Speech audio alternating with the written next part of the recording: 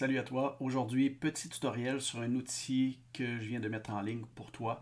Donc, c'est un outil, dans le fond, c'est un formulaire qui te crée une requête parfaite pour faire de la traduction. Exemple, tu es en ligne avec une personne en anglais et tu n'es pas à l'aise en anglais.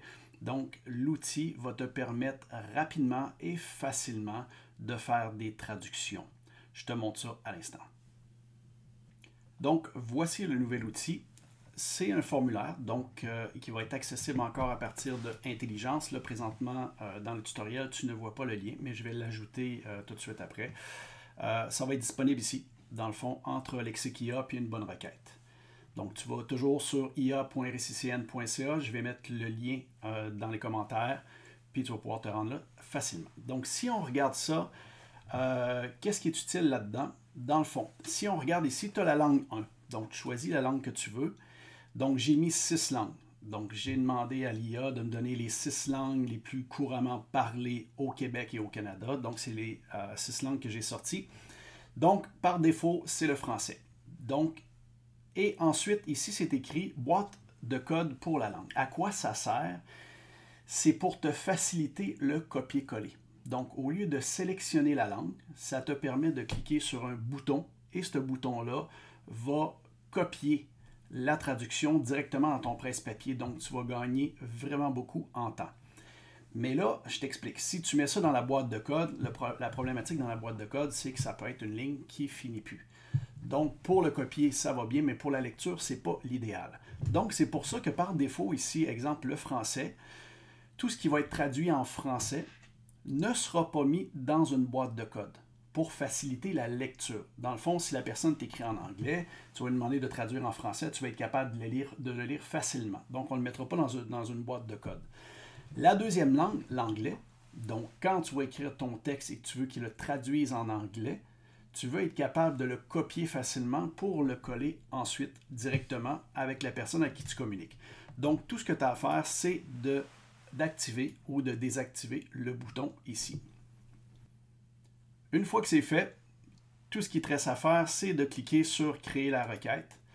Donc, ça travaille. Et ensuite, la requête est ici. Tout ce que tu as à faire, c'est de sélectionner la requête, de la copier et ensuite de ça, de la coller dans ton IA. On regarde ça ensemble. Donc, la requête est copiée dans mon presse-papier. Tout ce qu'il me reste à faire, c'est de la coller. Ce qui est l'avantage de créer notre IA traducteur ici, c'est qu'on lui demande de ne jamais répondre aux questions. Il ne sert qu'à traduire. On lui demande tout ce qui va être en anglais dans une boîte de code pour faciliter le copier-coller. Et tout ce qui va être traduit en français, ne me l'est pas dans une boîte de code, je vais être capable de le lire. Donc, on va regarder comment ça fonctionne maintenant. Si on regarde « J'ai envoyé », on lui demande de ne pas répondre aux questions, on lui demande d'attendre la première phrase qu'on va lui envoyer ou le premier paragraphe. Il nous dit « C'est correct, j'attends ». Donc, j'attends la première phrase pour la traduction.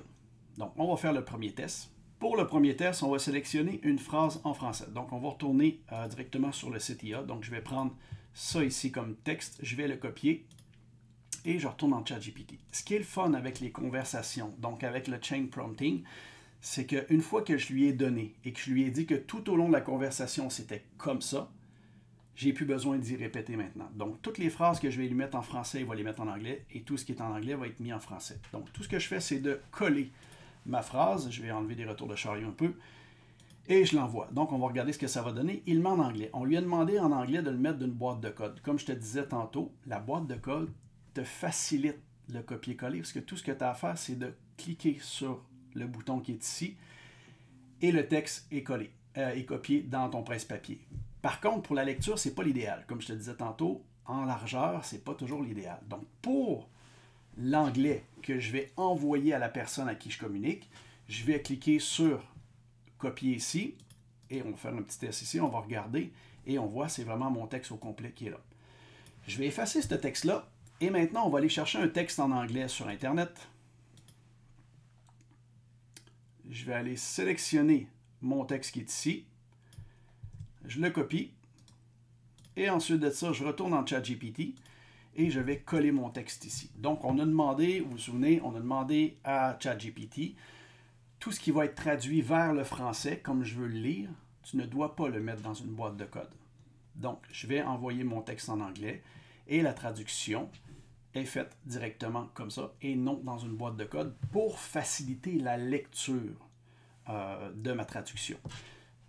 Ce qui est l'idéal, si tu veux, pour ne pas être obligé de le refaire à chaque fois, une fois que ta conversation est faite, donc du français à l'anglais ou de l'anglais au français et que tu veux la réutiliser, garde-les dans tes favoris. Donc, ça va te faciliter la vie pour une réutilisation future. J'espère que l'outil et le tutoriel vont vraiment t'aider. N'hésite pas à laisser des commentaires, un pouce et t'abonner à la chaîne, c'est toujours plaisant.